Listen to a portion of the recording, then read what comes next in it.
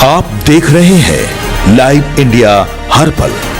5 राज्यों में मतगणना जारी है और बता दें कि 8 बजे से काउंटिंग शुरू हुई है। सबसे पहले पश्चिम बंगाल की बात करें तो पश्चिम बंगाल की 294 में से 293 विधानसभा सीटों के लिए सुबह 8 बजे यानी सोमवार सुबह 8 बजे से मतगणना शुरू हुई।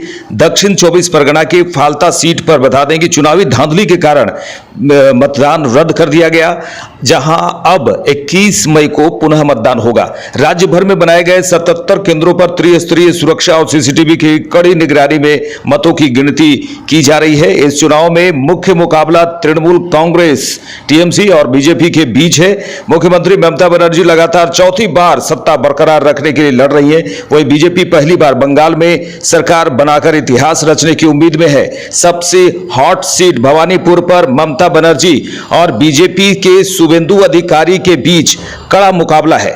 अब बात करें तमिलनाडु की, तो तमिलनाडु में इस बार मुकाबला डीएमके और एआईएडीएमके गठबंधन के बीच है, लेकिन कुछ एग्जिट पोल के मुताबिक अभिनेता विजय की पार्टी टीवीके भी फाइट में है।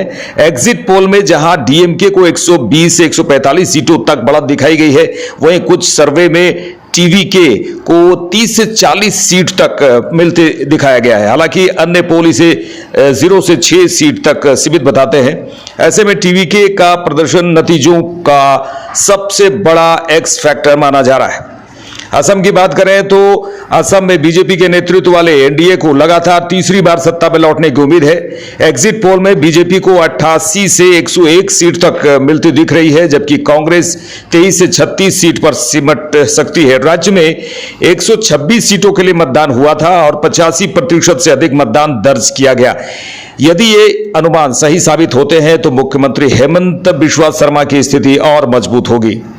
अब बात करेंगे केरल की, तो केरल में इस बार मुकाबला पारंपरिक यूडीएफ और एलडीएफ के साथ एनडीए के उभार से त्रिकोणीय हो गया है। एग्जिट पोल में यूडीएफ को 75 से 90 सीट और एलडीएफ को 49 से 65 सीट तक मिल सकती है, जबकि एनडीए को 5 सीटों का अनुमान है।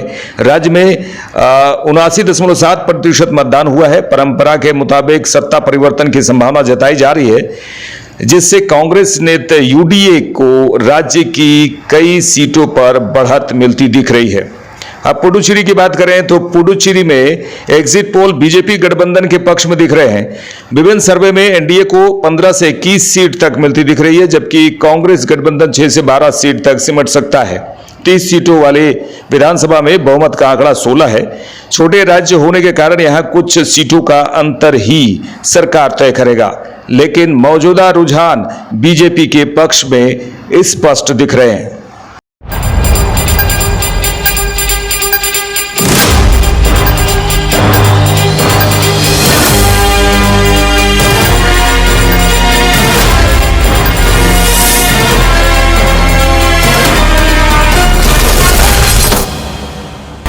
आप देख रहे हैं लाइव इंडिया हर पल।